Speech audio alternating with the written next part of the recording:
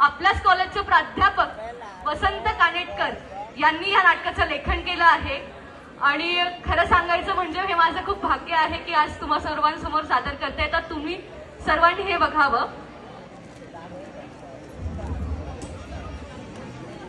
ग्रहांचीच आमच्यावर वक्रदृष्टी झाली। आज नव्हे तर आमच्या जन्मापासून जन्मदाते आई आम्हाला पाळण्यात टाकून गेली। थोरल्या महासाहेबांची पाखर आम्हाला जाण येण्यापूर्वीच तुटून पडली। आणि आबासाहेबांची तर जन्मापासूनच आमच्यावर गैरमर्जी। तरी देखील महाराजांना आमची माया नाही, हा केवळ आमचा एक समज आहे असे आपण मानतात।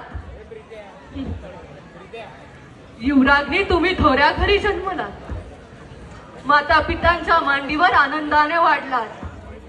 आबासाहेबांची लाडकी सून म्हणून या रायगडावर थाटामाटाने वावरलात। आमच्या अशा पोरक्या जीवनाची दर्दभरी कहाणी तुम्हाला नाही कळायची। आम्हाला जाण आल्यापासून ठाऊक आहे तो फक्त आबासाहेबांच्या डोळ्यातला दाग, त्यांच्या ओठांवरील ती सुन्न जरब। आमच्या होठात गाजत आहे त्यांचं छत्र, त्यांचं सिंहासन, त्यांची राजमुद्रा। आजही आग्रेहून सुटकेचा प्रसंग आठवला की रक्त जळायला लागतं, मस्तक फिरू लागतं, पोटातली आतडी टटाटटा तुटू लागतात। 8 वर्षांचं कोवळं मूल रानावनातून उन्हातानातून महाराजांपाठोपाठ दौडताना आजही स्पष्ट दिसतोय। अंगात चिखल भरलेला, पायाला टरटरून फोड आलेली, तरी देखील ऊ नाही की चू नाही। अपरात्री एका ब्राह्मण गृहस्थांच्या घरी मुक्काम पडला।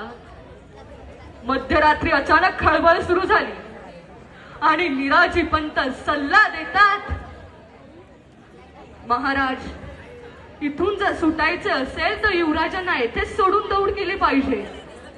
आत्मतळाला येऊन तळमळत पडलेला बोर ते शब्द ऐकताना तसाच धडपडत उठून बाहेर पडतो। आबासाहेबांच्या कमरेला घट्ट मिठी मारतो, दीनदयाळ नजरेने हंबरटा फोडतो। आबासाहेब, तुम्ही आम्हाला सोडून नाही ना जाणार? आबासाहेब, बोला ना आबासाहेब, तुम्ही आम्हाला सोडून नाही ना जाणार? आबासाहेब काहीच बोलत नाही, निघून जातात। इवल्याशा चिमुकल्या हातांची मिठी ते आपल्या पोलादी बोटांनी सोडवत बोट दाखवतात ते माझघराकडे। संपूर्ण ब्रह्मांड आठवत शेकडो पायपीट विना तक्रार करणारे त्या मुलाचे पाय ओसरीहून माझघराकडे जाताना अक्षरशः पांगळे होतात। युवराज्ञी एकच सवाल पुछतो, आम्ही जर आमच्या पुत्राशी असे वागलो तर तुम्ही आमची संभावना कशी कराल? महाराज छत्रपती आहेत, हे पश्चात जहालपणाचे बोल कित्येकदा आम्ही आमच्या मनाला सांगितले आहेत, पण तरी देखील सांगून पटत नाही। आत खोलवर तडा गेलाय, तो साधता नाहीयेत।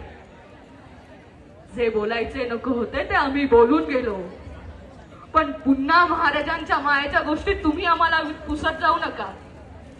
यावर एकच उपाय, या रायगडाच्या कारावासातून बाहेर पडायलाच हवे। धन्यवाद।